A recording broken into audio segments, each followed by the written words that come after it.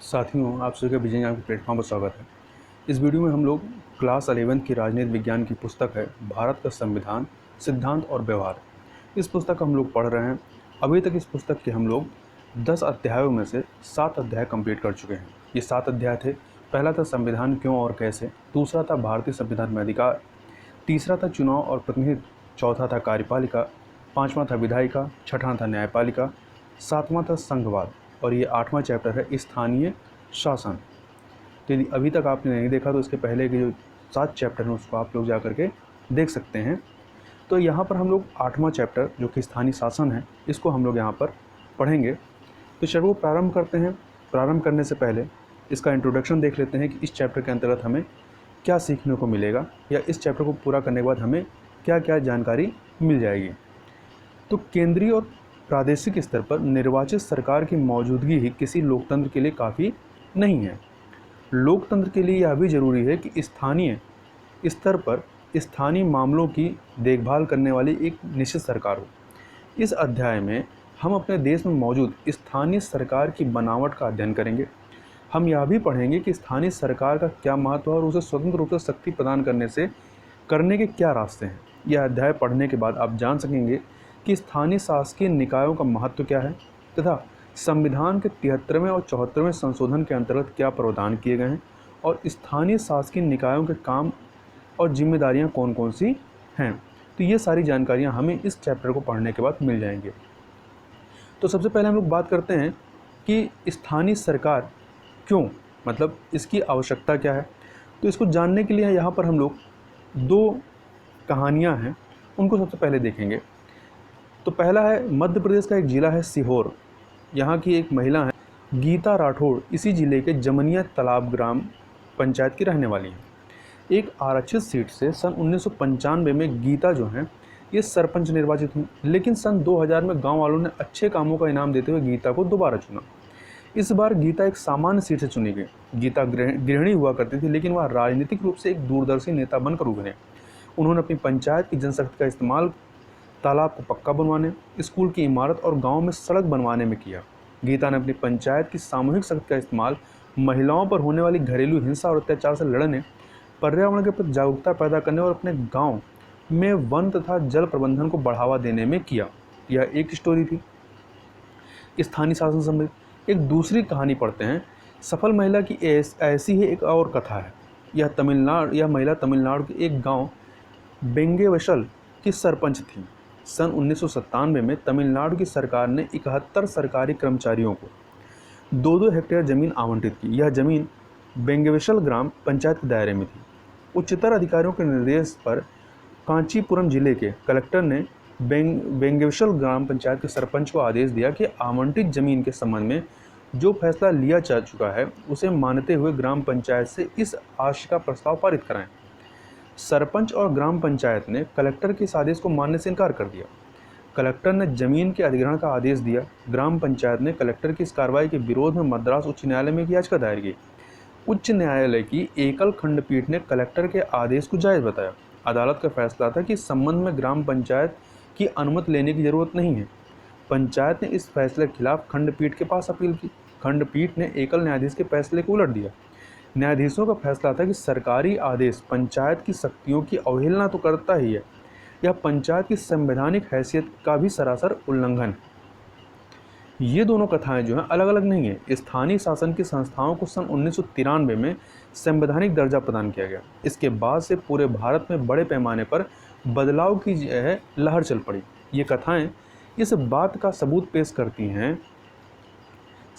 करती हैं कि गांव और जिला स्तर के शासन को स्थानीय शासन कहते हैं। एक सेकेंड, मतलब ये कथाएं इस बदलाव का सबूत पेश करती हैं। अब आगे चलते हैं। तो गांव और जिला स्तर के शासन को स्थानीय शासन कहते हैं। स्थानीय शासन जो है ये आम आदमी के सबसे नज़दीक का शासन है। स्थानीय शासन का विषय है आम नागरिक की समस्याएं और उसकी रोज़मर्रा की जिंदगी। स्थानीय शासन की मान्यता है कि स्थानीय ज्ञान और स्थानीय हित लोकतांत्रिक फैसला लेने के अनिवार्य घटक हैं। कारगर और जनहितकारी प्रशासन के लिए यह भी जरूरी है कि यह जरूरी है। ठीक है। स्थानीय शासन का फ़ायदा यह है कि यह लोगों के सबसे नज़दीक होता है और इस कारण उनकी समस्याओं का समाधान बहुत तेज़ी से तथा कम खर्चे में हो जाता है। गीता राठौड़ वाले मामले में हमने देखा कि उन्होंने ग्राम पंचायत के सरपंच के रूप में सक्रिय भूमिका निभाते हुए जमनिया तालाब पंचायत में बड़ा बदलाव कर दिखाया तथा वेंगेवशल गांव की ज़मीन पर उस गांव का ही हक रहा। अपनी ज़मीन के साथ क्या करना है यह फैसला करने का अधिकार भी गांव के हाथ में रहा। ऐसा ग्राम पंचायत के सरपंच और पंचायत के सदस्यों के जुझारू प्रयासों के कारण संभव हुआ। इस तरह स्थानीय शासन जो है लोगों के स्थानीय हितों की रक्षा में अत्यंत कारगर साबित हो सकता है। आगे देखते हैं, लोकतंत्र का मतलब जो है यह सार्थक भागीदारी है। लोकतंत्र का मतलब क्या है? सार्थक भागीदारी। लोकतंत्र का रिश्ता जवाबदेही से भी है। जीवंत और मजबूत स्थानीय शासन जो है सक्रिय भागीदारी और उद्देश्यपूर्ण जवाबदेही को सुनिश्चित करता है। गीता राठौड़ की कहानी प्रतिबद्धता के साथ लोकतंत्र में भागीदारी करने की घटनाओं में से एक है तथा वेंगेवशल ग्राम पंचायत ने अपनी ज़मीन पर अपना हक बनाए रखने के लिए अथक प्रयास किए। यह जवाबदेही को सुनिश्चित करने के मिशन की मिसाल है तथा स्थानीय शासन के स्तर पर आम नागरिक को उसके जीवन से जुड़े मसलों, ज़रूरतों और उसके विकास के बारे में फैसला लेने की प्रक्रिया में शामिल किया जा सकता है। जो काम स्थानीय स्तर पर किए जा सकते हैं वह काम स्थानीय लोगों और उनके नुमाइंदों के हाथों में रहने चाहिए। लोकतंत्र के लिए ज़रूरी है, यह बातें जो है ज़रूरी हैं। आम जनता प्रादेशिक अथवा केंद्रीय सरकार से कहीं ज़्यादा परिचित स्थानीय शासन से होती है।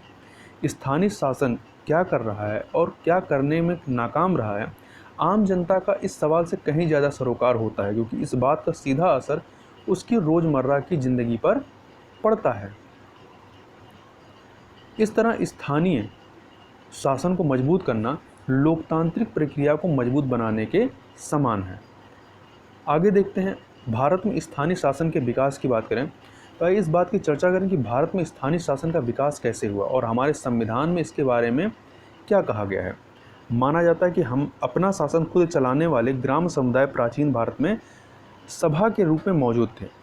समय बीतने के साथ गांव की इन सभाओं ने पंचायत का रूप ले लिया। समय बदलने के साथ साथ पंचायतों की भूमिका और काम भी बदलते रहे।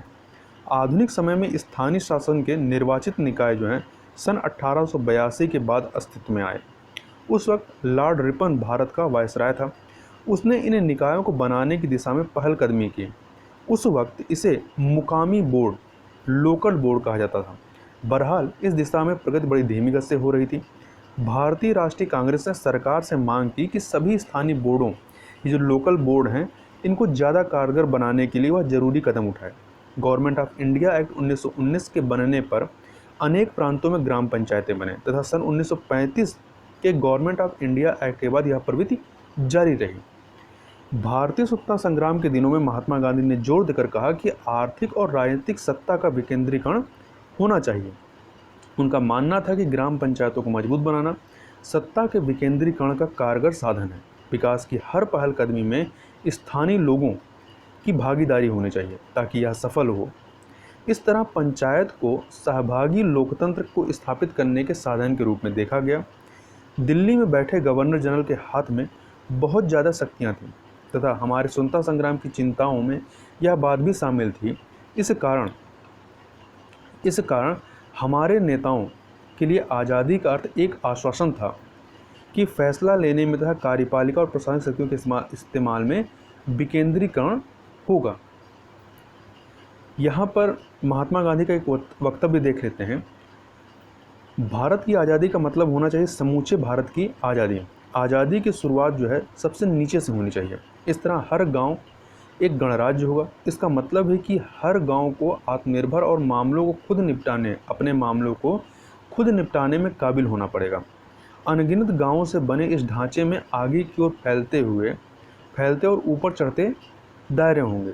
जीवन जो है एक पिरामिड की तरह होगा, जिसमें शीर्ष जो है वो आधार पर टिका होगा। मतलब इस प्रकार से पिरामिड होगा और नीचे यहाँ पर क्या होगा, ग्राम होंगे।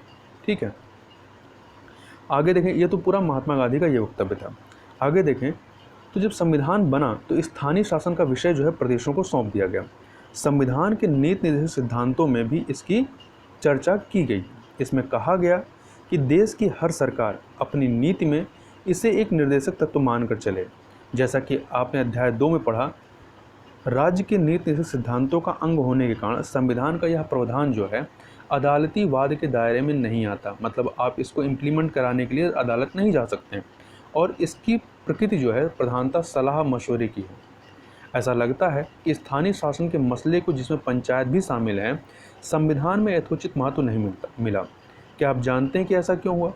यहाँ कुछ कारण बताए जा सकते हैं। पहली बात तो यह कि देश विभाजन की खलबली के कारण संविधान का झुकाव केंद्र को मजबूत बनाने का रहा। नेहरू खुद अति स्थानीयता को राष्ट्र की एकता और अखंडता के लिए खतरा मानते थे। दूसरे, संविधान सभा में डॉक्टर B.R. अम्बेडकर के नेतृत्व में एक मजबूत आवाज़ उठ रही थी। इसका कहना था कि ग्रामीण भारत में जाति पात और आपसी फूट का बोलबाला है। स्थानीय शासन का उद्देश्य तो बड़ा अच्छा है, लेकिन ग्रामीण भारत के ऐसे माहौल में यह उद्देश्य ही मटिया मेट हो जाएगा।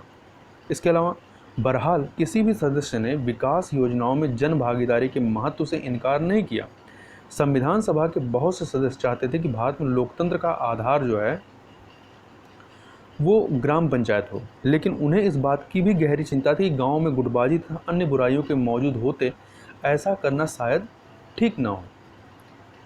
इसी के संदर्भ में अनंत शयनम अयंगर या अयंगर, इनका संविधान सभा के वाद विवाद में इनका एक वक्तव्य रहा। इनका मानना था कि लोकतंत्र के हक में गाँव को स्वशासन, यहाँ तक कि स्वायत्तता हासिल करने की कला में प्रशिक्षित किया जा सकता है। हमारे लिए ज़रूरी है कि हम गाँव को सुधारने और वहाँ शासन के लोकतांत्रिक सिद्धांतों की जड़ जमाने में समर्थ हों। अब हम लोग बात करते हैं स्वतंत्र भारत में स्थानीय शासन के बारे में। तो संविधान के 73वें और 74वें संशोधन के बाद स्थानीय शासन को मजबूत आधार मिला, लेकिन इससे पहले भी स्थानीय शासन के निकाय बनाने के लिए कुछ प्रयास हो चुके थे। इस सिलसिले का में पहला नाम आता है 1952 के सामुदायिक विकास कार्यक्रम, या इंग्लिश में कहें तो कम्युनिटी डेवलपमेंट प्रोग्राम का। इस कार्यक्रम के पीछे सोच यह थी कि स्थानीय विकास की विभिन्न गतिविधियों में जनता की भागीदारी हो। इसी पृष्ठभूमि में ग्रामीण इलाकों के लिए एक त्रिस्तरीय पंचायती राज व्यवस्था की सिफारिश की गई। कुछ प्रदेशों मसलन गुजरात, महाराष्ट्र ने सन 1960 में निर्वाचन द्वारा बने स्थानीय निकायों की प्रणाली अपनाई, लेकिन अनेक प्रदेशों में इस स्थानीय निकायों की शक्ति इतनी नहीं थी कि वे स्थानीय विकास की देखभाल कर सकें। ये निकाय वित्तीय मदद के लिए प्रदेश तथा केंद्र सरकार पर या केंद्रीय सरकार पर बहुत ज़्यादा निर्भर थे। कई प्रदेशों ने तो यह तक नहीं माना कि निर्वाचन द्वारा स्थानीय निकाय स्थापित करने की जरूरत भी है। ऐसे बहुत से उदाहरण हैं जहां स्थानीय निकायों को भंग करके स्थानीय शासन का जिम्मा सरकारी अधिकारियों को सौंप दिया गया। कई प्रदेशों में अधिकांश स्थानीय निकायों के चुनाव अप्रत्यक्ष रूप से हुए। अनेक प्रदेशों में स्थानीय निकायों के चुनाव जो है समय समय पर स्थगित होते रहे तथा सन 1987 के बाद स्थानीय शासन की संस्थाओं के गहन पुनरावलोकन की शुरुआत हुई। सन 1989 में पीके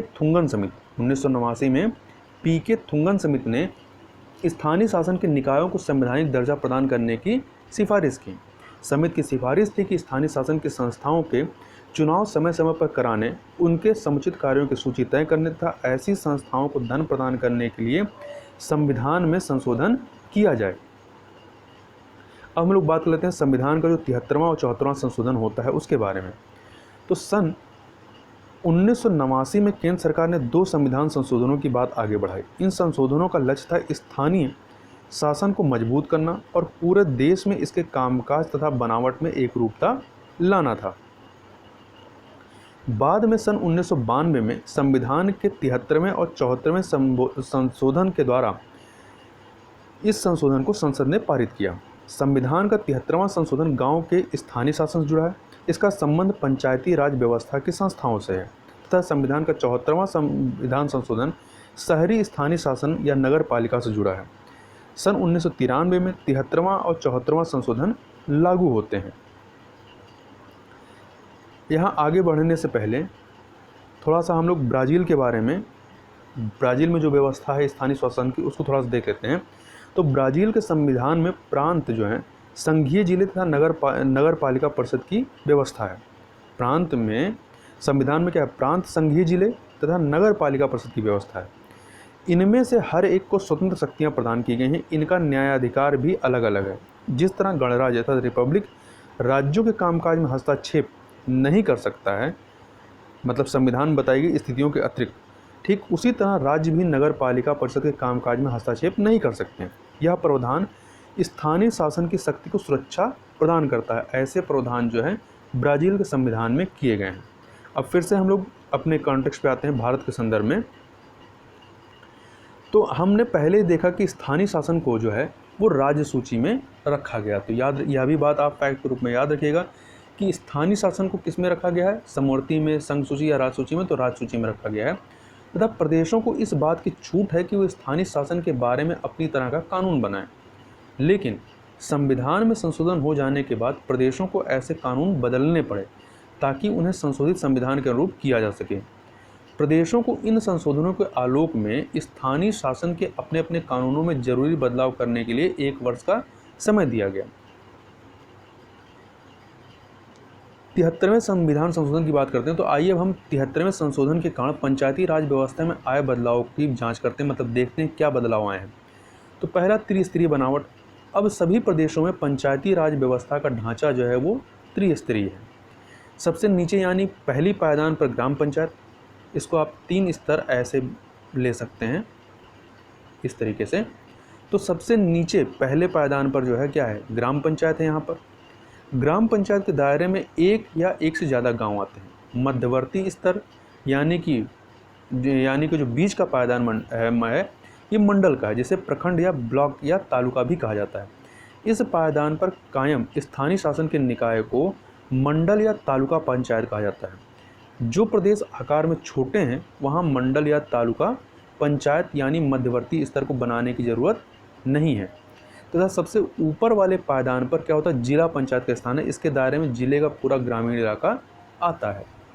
संविधान के 73वें संशोधन में इस बात का भी प्रावधान है कि ग्राम सभा अनिवार्य रूप से बनाई जानी चाहिए। पंचायती हलके में मतदाता के रूप में दर्ज हर वयस्क व्यक्ति जो है वो ग्राम सभा का सदस्य होता है। तो ग्राम सभा का सदस्य कौन होता है, जो भी मतदाता के रूप में दर्ज व्यक्ति है, मतलब जो भी वयस्क व्यक्ति मतदाता के रूप में दर्ज है वो ग्राम सभा का सदस्य होता है। ग्राम सभा की भूमिका और कार्य का फैसला जो है प्रदेश के कानूनों से होता है। अब इनका चुनाव कैसे होता है, तो पंचायती राज संस्थाओं के तीनों स्तरों के चुनाव जो है सीधे जनता करती है, मतलब प्रत्यक्ष ढंग से होता है, अप्रत्यक्ष ढंग से नहीं होता है। और हर पंचायती निकाय की अवधि 5 साल की होती है। यदि प्रदेश की सरकार 5 साल पूरा होने से पहले पंचायत को भंग करती है तो इसके 6 माह के अंदर नए चुनाव हो जाने चाहिए तथा निर्वाचित स्थानीय निकायों के अस्तित्व को सुरक्षित रखने वाला यह महत्वपूर्ण प्रावधान है। संविधान के 73वें संशोधन से प्रदेश के कई प्रदेशों में जिला पंचायती निकायों के चुनाव अप्रत्यक्ष रीति से होते थे, मतलब जब 73वां संविधान संशोधन नहीं हुआ था, और पंचायती संस्थाओं को भंग करने के बाद तत्काल चुनाव कराने के संबंध में कोई प्रावधान नहीं था। अब ऐसा नहीं है। आरक्षण की बात करें तो सभी पंचायती संस्थाओं में 1/3 सीट जो है वो महिलाओं के लिए आरक्षित कर दी गई है तथा तीनों स्तरों पर, मतलब ग्राम पंचायत पर, फिर ब्लॉक वाले पर और जिला पंचायत वाले पर, तीनों स्तरों पर अनुसूचित जाति और अनुसूचित जनजाति के लिए सीट में आरक्षण की व्यवस्था की गई है। यह व्यवस्था अनुसूचित जाति जनजाति की जनसंख्या के अनुपात में की गई है। यदि प्रदेश की सरकार जरूरी समझे तो वह अन्य पिछड़ा वर्ग को भी सीट में आरक्षण दे सकती है, परंतु SC ST और महिलाओं को आरक्षण देना आवश्यक है।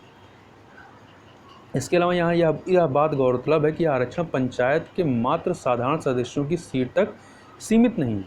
यह तीनों ही स्तर पर अध्यक्ष पद तक आरक्षण दिया गया है। ठीक है। इसके अतिरिक्त सिर्फ सामान्य श्रेणी की सीटों पर ही महिलाओं को 1/3 आरक्षण नहीं दिया गया, बल्कि अनुसूचित जाति अनुसूचित जनजाति के लिए आरक्षित सीट पर भी महिलाओं के लिए 1/3 आरक्षण की व्यवस्था है। इसका अर्थ यह हुआ कि कोई सीट महिला उम्मीदवार और अनुसूचित जाति जनजाति के सदस्य के साथ साथ आरक्षित की जा सकती है। ठीक है। इस तरह सरपंच का पद कोई दलित अथवा आदिवासी महिला धारण कर सकती है, मतलब यह उस कैटेगरी के लिए आरक्षित किया जा सकता है। अब विषयों के स्थानांतरण की बात करें, मतलब कितने विषय इसके अंतर्गत आते हैं, तो ऐसे 29 विषय हैं जो पहले राज्य सूची में थे, अब पहचान कर संविधान की 11वीं अनुसूची में दर्ज कर दिए गए हैं। इन विषयों को पंचायती राज संस्थाओं को हस्तांतरित किया जाना है। अधिकांश मामलों में इन विषयों का संबंध स्थानीय स्तर पर होने वाले विकास और कल्याण के कामकाज से है। इन कार्यों का वास्तविक हस्तांतरण प्रदेश के कानून पर निर्भर है। हर प्रदेश का यह फैसला करेगा कि इन 29 विषयों में से कितने को स्थानीय निकायों के हवाले करना है। यहाँ पर अनुच्छेद 243 243 की बात कर लेते हैं, जो पंचायतों की शक्ति, प्राधिकार और उत्तरदायित्व। किसी प्रदेश की विधायिका कानून बनाकर 11वीं अनुसूची में दर्ज मामलों में पंचायतों को ऐसी शक्ति और प्राधिकार प्रदान कर सकती है। अब यहाँ पर 11वीं अनुसूची में जो दर्ज कुछ विषय हैं उनको भी देख लेते हैं कि कौन कौन से विषय हैं। तो इसके अंतर्गत कृषि है, लघु सिंचाई, जल प्रबंधन, जल संचय का विकास, ठीक है। इसके अलावा लघु उद्योग, इसमें खाद्य प्रसंस्करण उद्योग शामिल हैं। सारे नहीं हैं, इसमें सारे जो अनुसूची में उनको नहीं दिया गया, कुछ जो महत्वपूर्ण उनको इसमें इस सूची में बताया गया है। ग्रामीण आवास, पेयजल, सड़क, पुलिया, ग्रामीण विद्युतीकरण, गरीबी उन्मूलन कार्यक्रम, शिक्षा, इसमें प्राथमिक और माध्यमिक स्तर की शिक्षा शामिल है। तकनीकी प्रशिक्षण और व्यावसायिक शिक्षा, वयस्क और अनौपचारिक शिक्षा, पुस्तकालय, सांस्कृतिक गतिविधि, बाजार और मेला, स्वास्थ्य और साफ सफाई, इसमें अस्पताल, प्राथमिक स्वास्थ्य केंद्र तथा डिस्पेंसरी शामिल हैं। परिवार नियोजन, महिला और बाल विकास, सामाजिक कल्याण, कमजोर तबके का कल्याण, खासकर अनुसूचित जाति और अनुसूचित जनजाति का, सार्वजनिक वितरण प्रणाली। तो ये कुछ प्रमुख विषय हैं जो 11वीं अनुसूची में शामिल किए गए हैं। आगे चलते हैं। भारत के अनेक प्रदेशों के आदिवासी जनसंख्या वाले क्षेत्रों को 73वें संशोधन के प्रावधानों से दूर रखा गया था। ये प्रावधान इन क्षेत्रों पर लागू नहीं होते थे। सन 1996 में अलग से एक अधिनियम बना और पंचायती व्यवस्था के प्रावधानों के दायरे में इन क्षेत्रों को भी शामिल कर लिया गया। अनेक आदिवासी समुदायों में जंगल और जल जोहड़ जैसे साझे संसाधनों की देखरेख के रीति रिवाज मौजूद हैं। इस कारण नए अधिनियम में आदिवासी समुदायों के इस अधिकार की रक्षा की गई है। वे अपने रीति रिवाज के अनुसार संसाधनों की देखभाल कर सकते हैं तथा इस उद्देश्य से ऐसे इलाकों की ग्राम सभा को अपेक्षाकृत ज़्यादा अधिकार दिए गए हैं और निर्वाचित ग्राम पंचायतों को कई मायनों में ग्राम सभा की अनुमति लेनी पड़ती है। इस अधिनियम के पीछे मूल विचार स्वशासन की स्थानीय परंपरा को बचाना है और आधुनिक ढंग से निर्वाचित निकायों से ऐसे समुदायों को परिचित कराना है तथा विविधता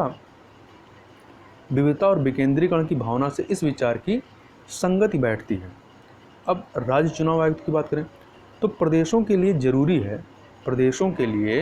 जरूरी है कि वे एक राज्य चुनाव आयुक्त नियुक्त करें। इस आयुक्त की जिम्मेदारी पंचायती राज संस्थाओं के चुनाव कराने की होगी। पहले यह काम जो है प्रदेश का प्रशासन करता था, जो प्रदेश के सरकार के अधीन होता था। अब भारत के चुनाव आयुक्त के समान प्रदेश का चुनाव आयुक्त भी स्वायत्त ऑटोनोमस होता है तथा बहरहाल प्रदेश का चुनाव आयुक्त एक स्वतंत्र अधिकारी है अथवा उसके कार्यालय का संबंध जो है भारत के चुनाव आयोग से नहीं होता। यह भी फैक्ट याद रखिएगा। प्रदेश का चुनाव आयुक्त एक स्वतंत्र अधिकारी तो है, परंतु इसका संबंध जो है भारत के चुनाव आयोग से नहीं होता है।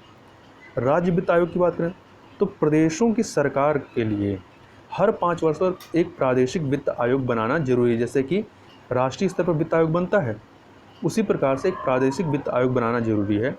यह आयोग प्रदेश में मौजूद स्थानीय शासन की संस्थाओं की आर्थिक स्थिति का जायजा लेगा और यह आयोग एक तरफ प्रदेश और स्थानीय शासन की व्यवस्थाओं के बीच तो दूसरी तरफ शहरी और ग्रामीण स्थानीय शासन की संस्थाओं के बीच राजस्व के बंटवारे का पुनरावलोकन करेगा।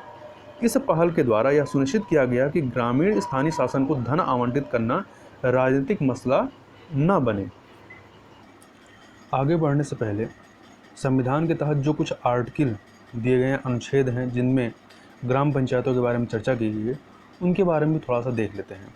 जैसे कि जो संविधान के अंतर्गत राज्य के नीति सिद्धांत दिए गए या नीति तत्व दिए गए हैं, उसके अंतर्गत ग्राम पंचायत की चर्चा की गई है और जो अनुच्छेद आपका आर्टिकल 40 है उसके तहत ग्राम पंचायतों के गठन की बात की गई है।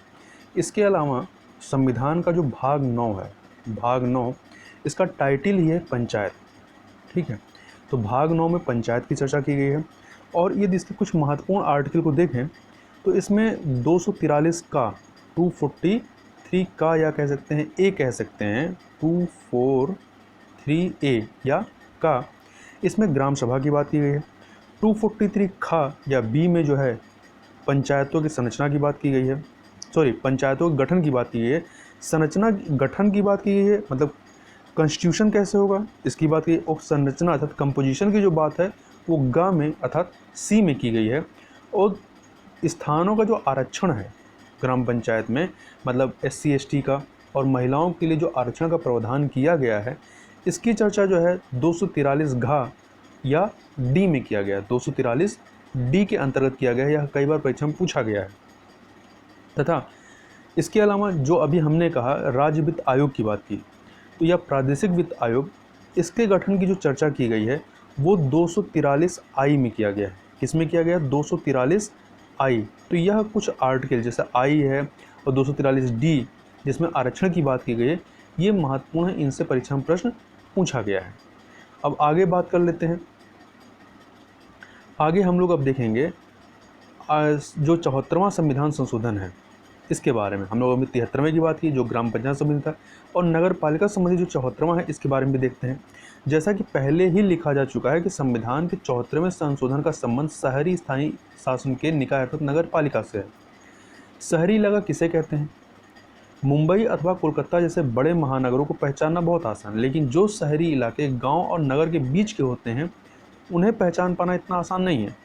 भारत की जनगणना में शहरी इलाके की परिभाषा करते हुए जरूरी माना गया है कि ऐसे इलाके में कम से कम 5000 की जनसंख्या हो। दूसरा, इस इलाके के कामकाजी पुरुषों में कम से कम 75% जो है वो खेती बाड़ी काम से अलग माने जाने वाले पेशों में कार्यरत हो। तीसरा, जनसंख्या का घनत्व जो है कम से कम 400 व्यक्ति प्रति वर्ग किलोमीटर हो। तो ये 3 क्राइटेरिया हैं जो आपके नगर पालिका या शहरी स्थानीय निकाय के अंतर्गत आएंगे। सन 2001 की जनगणना के अनुसार भारत की 28% जनसंख्या जो है वो शहरी इलाकों में रहती है। ये 2001 की जनगणना है। 2011 की जनगणना के अनुसार कितना है? तो लगभग 32% जनसंख्या जो है वो शहरी इलाकों में रहती है। अनेक रूपों में 74वें संशोधन में संविधान के 73वें संशोधन का दोहराव है, लेकिन यह संशोधन शहरी इलाकों से संबंधित है। 73वें संशोधन के सभी प्रस्ताव या मसलन प्रावधान जो है, मसलन प्रत्यक्ष चुनाव, आरक्षण, विषयों का हस्तांतरण, प्रादेशिक चुनाव आयुक्त और प्रादेशिक वित्त आयोग 74वें संशोधन में शामिल है तथा नगर पालिकाओं पर लागू होते हैं। संशोधन के अंतर्गत इस बात को अनिवार्य बना दिया गया है कि प्रदेश की सरकार कुछ एक निश्चित कार्य करने की जिम्मेदारी स्थानीय या शहरी स्थानीय शासन की संस्थाओं पर छोड़ दे। ये कार्य जो है संविधान की 11वीं अनुसूची में लिखे गए हैं। अब 73वें और 74वें संशोधन का क्रियान्वयन के संबंध में बात कर लें तो अब सभी प्रदेशों ने 73वें संशोधन के प्रावधानों को लागू करने के लिए कानून बना दिए हैं। इन प्रावधानों को अस्तित्व में आए अब 10 वर्ष से ज़्यादा हो गया है। ये चूँकि बुक जो है करीब सन 2000 की है, तो इसलिए 10 कहा जा रहा है। अब क्या है, हम लोग 2020 में हैं, तो अब काफ़ी टाइम हो गया है। इस अवधि 1994 से 2004, तो ये इस टाइम पीरियड को ले रहे हैं और हम लोग अभी कहाँ 2020 में हैं। तो इस अवधि 1994 से 2004 में अधिकांश प्रदेशों में स्थानीय निकायों के चुनाव कम से कम 2 बार हो चुके हैं। अब तो और बार हो चुके हैं। मध्य प्रदेश और राजस्थान तथा कुछ और प्रदेशों में तो अब तक 3 दफ़े चुनाव हो चुके हैं उस टाइम पीरियड के अनुसार, मतलब 1994 से 2004 के मध्य के टाइम पीरियड के अकॉर्डिंग।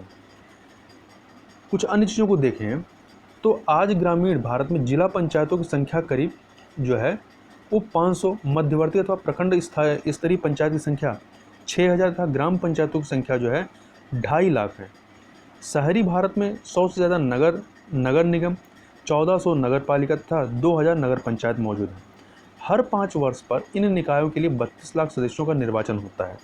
यदि प्रदेशों की विधानसभा तथा संसद को एक साथ रख कर देखें तो भी इनमें निर्वाचित जनप्रतिनिधियों की संख्या जो है 5000 से कम बैठती है, और यहाँ कितने हैं, 32 लाख सदस्यों का निर्वाचन होता है। स्थानीय निकायों के चुनाव के कारण निर्वाचित जनप्रतिनिधियों की संख्या में भारी इजाफा हुआ है। यह बात एकदम जाहिर है कि 73वें और 74वें संशोधन ने देश भर की पंचायती राज संस्थाओं और नगर पालिका की संस्थाओं की बनावट को एक सा किया है तथा इन स्थानीय संस्थाओं की मौजूदगी ही अपने आप में एक बड़ी उपलब्धि है। इससे शासन में जनता की भागीदारी के लिए मंच और माहौल तैयार होगा। तथा यहाँ एक चीज़ आगे बढ़ने से पहले एक फैक्ट और याद रखिए कि जैसे कि हमने कहा कि भाग 9 में पंचायत, उसी प्रकार से भाग 9 का में 9 का या भाग 9A में जो है वो क्या है, आपका नगर पालिका है। तो ये चीज़ याद रखें, कई बार मिलाने के लिए आ जाता है। आगे चलते हैं। पंचायतों और नगर पालिकाओं में महिलाओं के लिए आरक्षण के प्रावधान के कारण स्थानीय निकायों में महिलाओं की भारी संख्या में मौजूदगी सुनिश्चित हुई है। आरक्षण का प्रावधान अध्यक्ष और सरपंच जैसे पद के लिए भी है। इस कारण निर्वाचित महिला जनप्रतिनिधियों की एक बड़ी संख्या अध्यक्ष और सरपंच जैसे पदों पर आसीन हुई है। आज कम से कम 200 महिलाएं जिला पंचायत के अध्यक्ष हैं। अब 2020 में संख्या और ज़्यादा बढ़ गई है। 2000 महिलाएं प्रखंड अथवा तालुका पंचायत के अध्यक्ष हैं और ग्राम पंचायतों में महिला सरपंच की संख्या जो है वो 80,000 से ज़्यादा है। नगर निगमों में 30 महिलाएं जो हैं मेयर हैं। नगर पालिकाओं में 500 से ज़्यादा महिलाएं अध्यक्ष पद पर आसीन हैं तथा लगभग 650 नगर पंचायतों की प्रधानी महिलाओं के हाथों में है। संसाधनों पर अपने नियंत्रण की दावेदारी करके महिलाओं ने जो है ज़्यादा शक्ति और आत्मविश्वास अर्जित किया है। तथा आगे देखते हैं, इन संस्थाओं में महिलाओं की मौजूदगी के कारण बहुत सी स्त्रियों की राजनीति के काम धंधे की समझ जो है वो पैनी हुई है। अनेक मामलों में पाया गया कि स्थानीय निकायों के विचार विमर्श में महिलाओं की मौजूदगी उसमें नया परिप्रेक्ष्य जोड़ती है और चर्चा जो है ज़्यादा संवेदनशील होती है। अनेक मामलों में यह देखा गया कि महिलाएं अपनी मौजूदगी दर्ज कराने में असफल रहीं अथवा महिला को पद पर आसीन कराकर परिवार का पुरुष उसके बहाने फैसले लेता रहा है। लेकिन ऐसी घटनाओं में तेजी से कमी आ रही है। अनुसूचित जाति और जनजाति के लिए आरक्षण को संविधान संशोधन ने ही अनिवार्य बना दिया था। इसके साथ ही अधिकांश प्रदेशों ने पिछड़ी जाति के लिए आरक्षण का प्रावधान बनाया है, मतलब ओबीसी के लिए। भारत की जनसंख्या में 16.2% अनुसूचित जाति तथा 8.2% अनुसूचित जनजाति हैं। स्थानीय शासन के शहरी और ग्रामीण संस्थाओं के निर्वाचित सदस्यों में इन सदस्यों की संख्या लगभग 6.6 लाख है। इससे स्थानीय निकायों की सामाजिक बनावट में भारी बदलाव आए हैं। ये निकाय जिस सामाजिक सच्चाई के बीच काम कर रहे हैं, अब उस सच्चाई की नुमाइंदगी इन निकायों के जरिए ज़्यादा हो रही है तथा कभी कभी इससे तनाव पैदा होता है। जो तबका सामाजिक रूप से प्रभावशाली होने के कारण गाँव पर अपना नियंत्रण रखता था, वह अपने इस दबदबे को छोड़ना नहीं चाहता। इससे सत्ता के लिए संघर्ष जो है वो तेज हो जाता है। लेकिन तनाव और संघर्ष हमेशा बुरे नहीं होते हैं। जब भी लोकतंत्र को ज़्यादा सार्थक बनाने और ताकत से वंचित लोगों को ताकत देने की कोशिश होगी तो समाज में संघर्ष और तनाव होना ही है।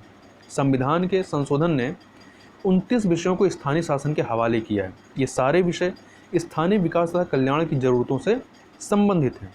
स्थानीय शासन के कामकाज के पिछले दशकों के अनुभव बताते हैं कि भारत में इसे अपना कामकाज स्वतंत्रतापूर्वक करने की छूट जो है बहुत कम है।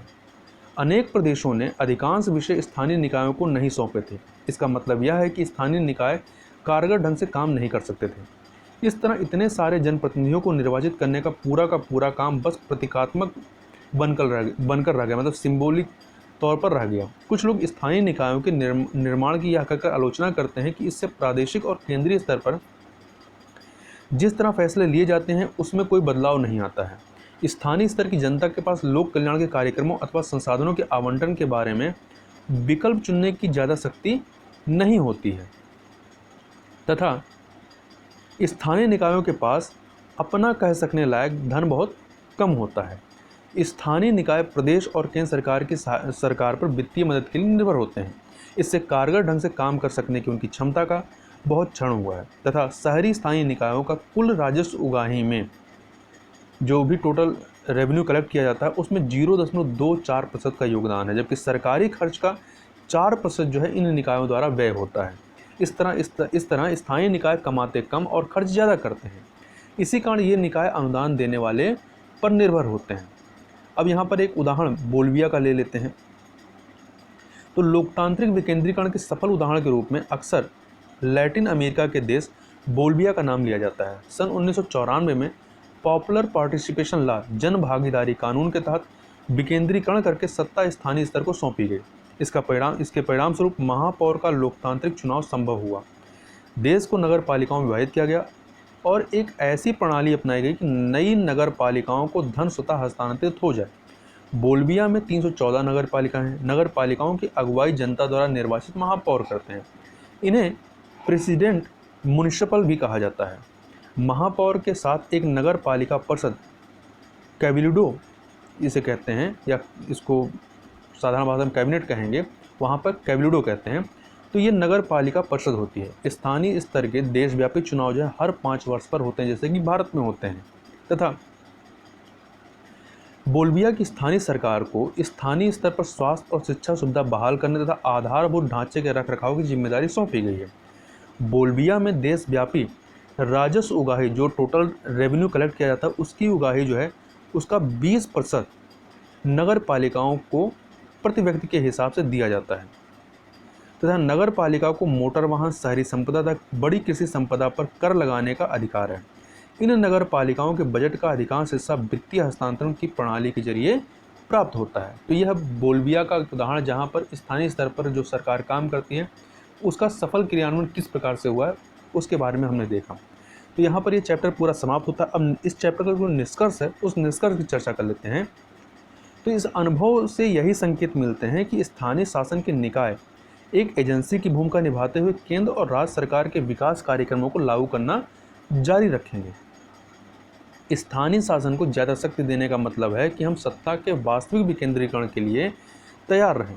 आखिरकार लोकतंत्र का मतलब होता है सत्ता की भागीदार जनता होगी और गांव और शहर के लोगों को यह फैसला लेने का अधिकार होना चाहिए कि किस नीति और कार्यक्रम को उन्हें अपनाना है और किसे नहीं। स्थानीय शासन के संबंध में जो कानून बने हैं वो लोकतांत्रिकरण की दिशा में महत्वपूर्ण कदम माने जाएंगे, लेकिन लोकतंत्र की असली परीक्षा कानूनी प्रावधानों में नहीं बल्कि इन प्रावधानों को अमली जामा पहनाने में होती है, मतलब इनके क्रियान्वयन में होगी। तो इस प्रकार से यह चैप्टर यहाँ पर समाप्त होता है। तो इस वीडियो में बस इतना ही, मिलते हैं नेक्स्ट वीडियो में, तब तक के लिए बहुत बहुत धन्यवाद।